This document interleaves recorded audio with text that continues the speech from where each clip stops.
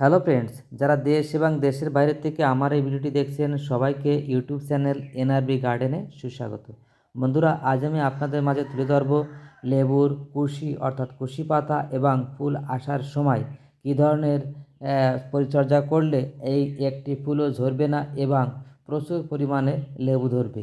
বন্ধুরা, তার আগে আপনারা যদি এই চ্যানেল নতুন হয়ে থাকেন তবে চ্যানেলটি সাবস্ক্রাইব করে বেল আইকনটি অল করে দেবেন, তবে আমার ভিডিও ছাড়ার সঙ্গে সঙ্গে আপনারা পেয়ে যাবেন এবং আমিও উৎসাহিত হব।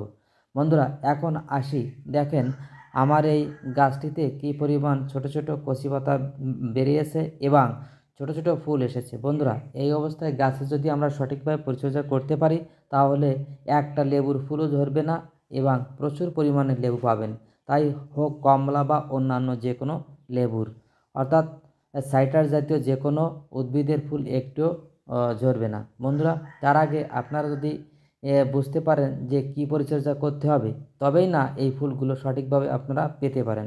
বন্ধুরা, এই সময় গাছের যত্ন নিতে হয় দুটি উপায়, অর্থাৎ দুটি স্প্রের মাধ্যমে এই ফুলগুলো একটু ঝরবে না। কিন্তু তার আগে বুঝতে হবে কী ধরনের স্প্রে করতে হবে এবং কী স্প্রে করতে হবে। বন্ধুরা, এই সময় একটি ছত্রাকনাশক এবং একটি কীটনাশক ওষুধ প্রয়োগ করতে হয়।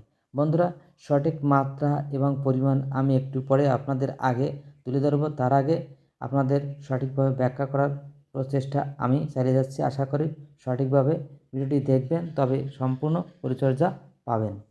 বন্ধুরা, এই সময় অর্থাৎ দেখেন এই ছোট ছোট যে কচি পাতার সঙ্গে যে ফুলগুলো আছে, এই ফুলগুলোই ধরে রাখা আমাদের মুখ্য উদ্দেশ্য। কিন্তু আমরা অনেকেই জানি না কোন সময় কি স্প্রে করতে হয়। এটা আমার ভিয়েতনামি কমলা, দেখেন এখানে ফুল এবং কচি পাতা উভয়ই আছে, এই অবস্থায় স্প্রে করতে হবে। বন্ধুরা, এই লেবু গাছের ফুল যদি একবার ফুটে যায়, সেই ফুলে যদি আপনারা স্প্রে করেন তাহলে একটি ফুলও পরাগায়ন সঠিকভাবে হবে না। অর্থাৎ এই সময় কীট পতঙ্গ প্রচুর পর্যাপ্ত আসে, তাই লেবুর ফুলগুলো সঠিকভাবে আপনারা যদি পরিচর্যা না করেন তবে এই পরাগায়ন সঠিকভাবে হবে না। অর্থাৎ লেবুর ফুল ফুটে গেলে কোনো কায়দায় স্প্রে করা যাবে না। বন্ধুরা, অবশ্যই এটি মনে রাখতে হবে। তাই এই কচি পাতা সংলগ্ন যে ছোট ছোট ফুলগুলো আছে, এই অবস্থায় স্প্রে করতে হবে। বন্ধুরা, এই অবস্থায় সঠিকভাবে স্প্রে করার নিয়ম আছে, যেমন এই সময় একটি ছত্রাকনাশক এবং একটি কীটনাশক প্রয়োগ করতে হবে। দেখেন কত সুন্দর সুন্দর ফুল ফুটেছে, এগুলোই রক্ষায় আমাদের একমাত্র লক্ষ্য ও দায়িত্ব। বন্ধুরা, এবার আসি এই ছত্রাকনাশক এবং কীটনাশকের ব্যবহার প্রসঙ্গে। বন্ধুরা, অবশ্যই আমাদের বিবেচনা করতে হবে কী পরিমাণ ছত্রাকনাশক ব্যবহার করতে হবে এবং কী পরিমাণ কীটনাশক ব্যবহার করতে হবে। এই যদি আমরা মাত্রা প্রয়োগ সঠিকভাবে না করতে পারি তবে অবশ্যই গাছের ক্ষতি হবে। বন্ধুরা, এবার আসি ছত্রাকনাশকের ব্যবহার। ছত্রাকনাশক হিসেবে ম্যানকোজেব অথবা কার্বনডাজিম গ্রুপের ওষুধ অবশ্যই আপনারা ব্যবহার করতে পারেন। বিভিন্ন কোম্পানির বিভিন্ন নামে আছে, আপনারা গ্রুপ দেখে অবশ্যই ব্যবহার করতে পারেন।